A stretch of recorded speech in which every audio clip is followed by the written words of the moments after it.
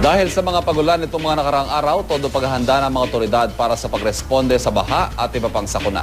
Ang linggungang ito tinaguriang Disaster Preparedness Week at may news to go si Ian Cruz live. Ian?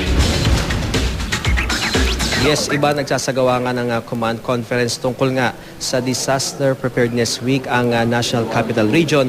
Dito yan sa loob ng Campo Crame. Pinangunahan ito iba ng DILG NCR at dumadalo mga kapuso nating pulis, sundalo, bumbero, mga lokal na pamahalaan at iba pang mga sangay ng gobyerno. Sinabi sa GMA News si DILG NCR Director Rene Brion, nais nilang magkaroon ng zero casualty sa anumang disaster na darating. Kabilang nga Ivan sa mga pinaghahandaan nila ang risk sa malalakas sa pag-ulan, sa mga bagyo, sa lindol at iba pang sakuna.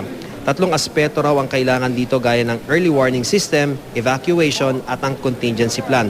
Dapat daw handa ang mga local at barangay units gaya na lamang nga sa parating na pagbaha.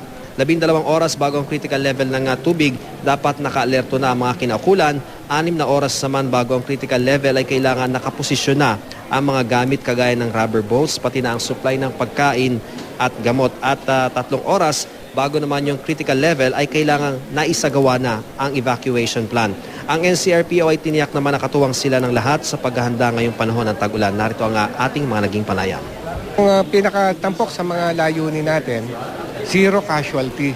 Ibig sabihin nito, wala nang mapapahamak sa pagbaha, sa sunog o ano pa mang disaster.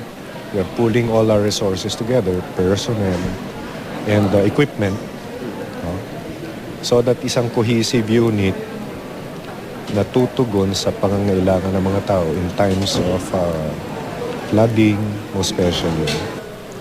Ivan, mga kalahating oras nga mula ngayon na inaasahan din ang pagdating nitong si DILG Secretary Maros upang dumalo nga ito sa command conference at matapos naman niya inaasahan din magkakaroon ng press briefing ang Secretary ng DILG. Kaya patuloy tayo mag-aantabay sa mga pinakahuling kaganapan dito sa Campo Crame. Ivan. Yes, Ian, sino-sino ba yung mga nagpa-participate dyan? May plano ba na i-cascade yung mga learnings dyan sa barangay level? Alam naman natin, ang first responders sa mga disaster, tulad na nabanggit mo, ay ang mga barangay officials. Yes, Ivan, sa ngayon nandito nga yung mga police, mga bombero, mga LGU. So yung nakita natin even yung mga taga Quezon City nandito sila. And after kasi nito Ivan ang sabi ni Secretary Marojas, pagkatapos itong regional level, magkakaroon sila ng provincial level or sa kaso dito sa Metro Manila, magkakaroon ng city or municipal level and at doon dadalo itong mga barangay local officials at Ivan, pagkatapos nga ng term ng ibang mga elected official dahil hanggang June 30 lamang naman yung term ng iba, yung iba papalitan na ng mga bagong upo, magkakaroon ulit ng tinatawag na local summit tungkol nga dito sa disaster para yung natutunan ng mga nakarang administrasyon o yung papasok na administrasyon ay alam din nila para kung sakali nga na dumating yung mga pagbaha, yung iba pang mga sakuna at iba pang mga disaster ay may kahandaan sila at kaalaman para nga dito. At lalo na Ivan, nabanggit din sa atin ni Director Brion, sa mga barangay ang goal talaga nila ay magkaroon ng early warning system. So sa pagkakaroon ng early warning system, ang nais nila magkaroon daw kahit ng maliit na kampana o yung kahit na yung sinasabi na World War II bomb na talagang detonated na blanco na ito na pwedeng gamitin nila para mapatunog sakaling magbigay ito ng babala sa ating mga kababayan, lalo na doon sa mga barangay level na talaga namang sinasabi mo nga, unang-una talaga silang nag-responde dahil sila yung nakakaalam sa kanilang mga locality, Ivan. Iyan, isang parte lamang ng disaster preparedness yung mga tao, yung kaalaman, kahandaan. Sa kagamitan kaya, may upgrade ba mangyayari iyan? Ivan, sinabi sa atin ni Secretary Rosa na patuloy naman yung procurement ng DILG, ng mga local government units, particular sa mga rubber boats.